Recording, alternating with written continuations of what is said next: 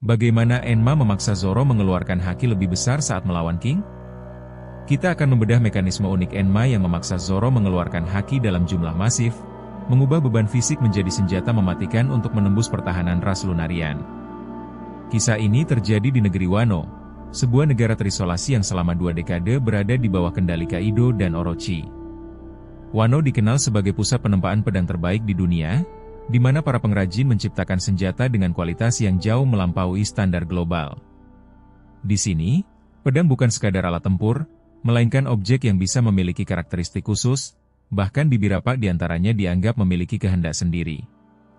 Kondisi perang di Onigashima meningkatkan standar pertarungan secara drastis.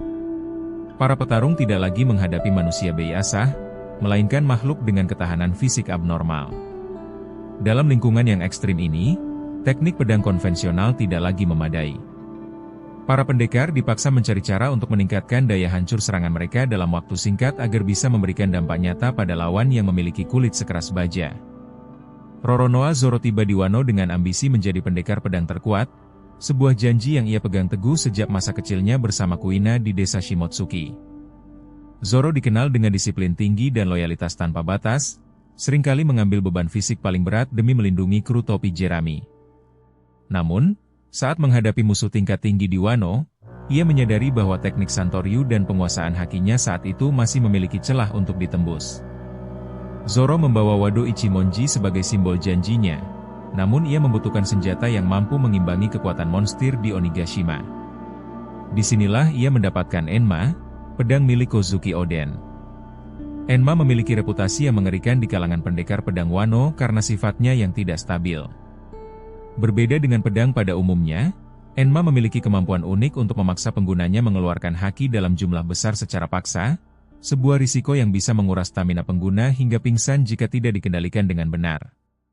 Proses adaptasi Zoro dengan Enma dimulai dengan cara yang menyakitkan. Jika pedang biasa hanya menerima aliran haki dari penggunanya, Enma bekerja secara terbalik dengan menyedot haki secara agresif dari tubuh Zoro. Momen ini menjadi titik krusial karena Zoro dipaksa untuk tidak hanya mengalirkan energi, tetapi juga mengontrol volume haki yang keluar agar ia tidak kehilangan kesadaran dalam sekejap. Tekanan fisik yang diberikan Enma menjadi latihan intensif yang tidak terencana.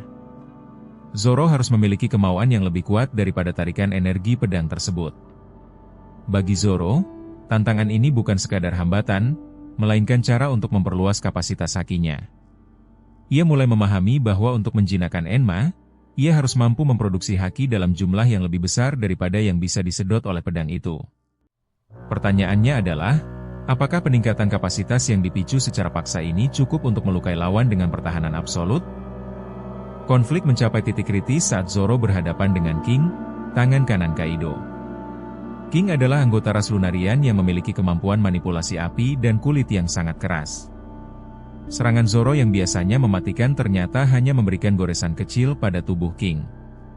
Zoro menyadari bahwa meskipun ia sudah menggunakan haki, level kekuatannya masih berada di bawah ambang batas yang dibutuhkan untuk menembus pertahanan alami seorang Lunarian. Situasi diperumit oleh kemampuan terbang King yang memberikan keunggulan mobilitas tinggi, memaksa Zoro untuk terus menjaga konsentrasi penuh. Setiap serangan yang diluncurkan Zoro dengan mudah ditangkis, menciptakan tekanan mental yang jarang dialami oleh sang pendekar pedang. Di saat yang sama, Enma terus menyedot stamina Zoro, menciptakan kondisi di mana energi Zoro terkuras dari dua arah, serangan fisik King dan tarikan energi Enma. Zoro terjepit di antara musuh yang tak tertembus dan senjata yang memakan energinya sendiri. Dalam kondisi terdesak, Zoro berhenti mencoba melawan sifat agresif Enma dan mulai bekerja sama dengannya. Ia menyadari bahwa Enma tidak sedang mencoba melemahkannya, melainkan bertindak sebagai pompa yang memaksa seluruh potensi haki yang terpendam di dalam dirinya untuk keluar. Dengan mengizinkan Enma menyedot haki dalam jumlah masif, Zoro justru memicu aliran energi yang jauh lebih besar daripada yang pernah ia keluarkan sebelumnya. Efeknya terlihat jelas pada aura haki Zoro yang berubah menjadi lebih pekat dan destruktif. Ia tidak lagi sekadar melapisi bilah pedangnya, tetapi menciptakan tekanan energi yang mampu menggetarkan area di sekitarnya. Transformasi ini mengubah dinamika pertarungan secara instan. Serangan yang tadinya tidak berarti kini mulai meninggalkan luka nyata pada tubuh King. Zoro berhasil menemukan kunci untuk membuka gembok kekuatannya melalui tekanan ekstrim yang diberikan oleh pedang tersebut. Puncak pertarungan terjadi saat Zoro meluncurkan serangan pamungkasnya. Dengan mengintegrasikan haki tingkat tinggi yang dipicu oleh Enma, Zoro menciptakan tebasan yang mampu menembus pertahanan Lunarian milik King. Ledakan haki yang keluar dari Enma menciptakan efek visual yang masif, menunjukkan bahwa Zoro telah mencapai level kekuatan yang mampu bersaing dengan para petarung terkuat di dunia. Dalam satu tebasan menentukan, Zoro menggabungkan seluruh tekadnya untuk melampaui Dracul Mihawk dengan kekuatan destruktif Enma. Serangan ini bukan sekadar soal teknik, melainkan benturan antara kehendak Zoro dan ketahanan fisik King. Hasilnya adalah hantaman telak yang akhirnya menjatuhkan King. Kemenangan ini membuktikan bahwa kombinasi antara disiplin mental Zoro dan sifat agresif Enma adalah kunci untuk menembus pertahanan yang sebelumnya dianggap mustahil. Setelah serangan terakhir itu, Zoro jatuh dalam kondisi fisik yang sangat memprihatinkan. Harga yang harus dibayar untuk mengeluarkan haki sebesar itu adalah kelelahan ekstrim yang hampir membuatnya pingsan. Enma telah mengambil hampir seluruh cadangan energinya, meninggalkan Zoro dalam keadaan rentan setelah pertarungan berakhir. Namun, kemenangan atas King memberikan dampak psikologis yang besar bagi Zoro dan sekutunya di Wano. Kemenangan ini mengonfirmasi bahwa Zoro telah naik ke level baru dalam penguasaan haki. Ia tidak lagi hanya bergantung pada kekuatan fisik, tetapi mampu memanipulasi energi spiritualnya dalam skala yang jauh lebih besar. Meskipun tubuhnya mengalami kerusakan berat, Zoro berhasil membuktikan bahwa ia mampu menguasai senjata yang ditakuti oleh banja pendekar di Wano. Keberhasilan ini menjadi bukti nyata bahwa batas kekuatannya telah bergeser lebih jauh dari sebelumnya.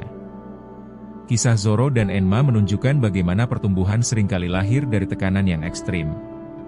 Enma berperan sebagai katalisator yang memaksa Zoro keluar dari zona nyamannya. Tanpa pedang yang menyedot energi ini, Zoro mungkin membutuhkan waktu jauh lebih lama untuk mencapai level haki tersebut. Hal ini menunjukkan bahwa beban yang berat bisa menjadi alat untuk mempercepat perkembangan kekuatan jika penggunanya memiliki mentalitas yang tepat. Bagi para penggemar, momen ini mempertegas jalur perkembangan Zoro menuju ambisinya mengalahkan Dracul Mihawk. Penguasaan atas Enma bukan sekadar tentang memiliki senjata kuat, tetapi tentang kemampuan mengendalikan kekuatan yang tidak stabil. Warisan dari Kozuki Oden kini terintegrasi dalam teknik Zoro, menggabungkan sejarah Wano dengan tekad seorang pendekar pedang dari desa Shimotsuki. Menurut kalian, apakah Zoro akan tetap bisa mencapai level haki tersebut jika ia tidak menggunakan Enma saat melawan King? Ataukah pedang ini memang satu-satunya jalan pintas yang tersedia untuk menembus pertahanan Lunarian? Tulis pendapat kalian di kolom komentar.